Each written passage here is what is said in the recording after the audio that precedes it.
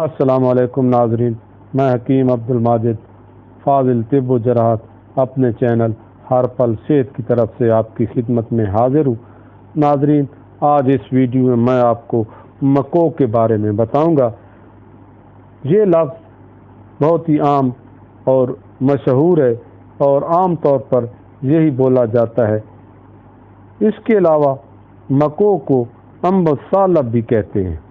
یہ بوٹی اپنے فوائد کی وجہ سے بہت مشہور ہے۔ برسات کے دنوں میں خود ہی پیدا ہو جاتی ہے، لیکن بعض لوگ اس کو باقاعدہ کاشت بھی کرتے ہیں۔ اس کا پودا نصف گز سے 1 گز تک اونچا اور جھاڑی دار ہوتا ہے۔ اس پودے کی شاخیں بہت نکلتی ہیں۔ شاخوں اور تنے کا رنگ ہرا نیلا ہوتا ہے اور اس پودے پر چھوٹے چھوٹے سفید رنگ کے پھول آتے ہیں۔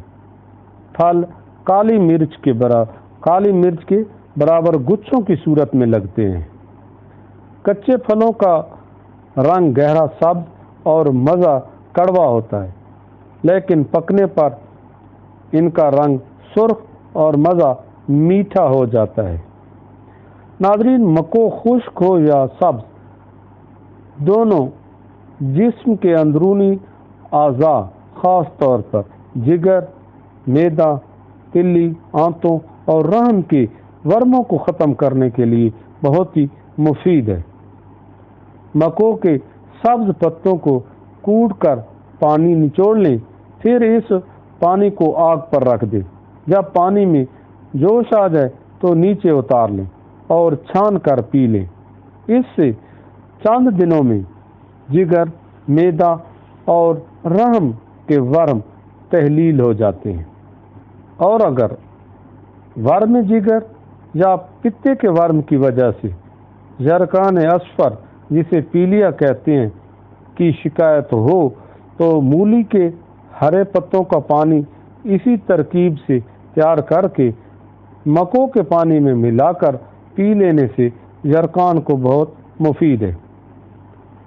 مکو کے پتوں کا سالن بنا کر کھانے سے بھی اندرونی اعضاء کے ورم دور ہو جاتے ہیں، لیکن چونکہ یہ بہت کڑوی ہوتی ہے، اس لیے سخت مزاج لوگ ہی اسے کھا سکتے ہیں۔ اس کے علاوہ اگر زبان اور حلق میں ورم ہو تو مکو کے پانی میں املتاس کا گودا حل کر کے اور ہلکا گرم کر کے غرارے کیے جائیں تو زبان اور حلق کے ورم دور ہو جاتے ہیں۔ ناظرین، یہ تھی مختصر سی ویڈیو۔ اب اجازت دیجیے۔ اللہ حافظ۔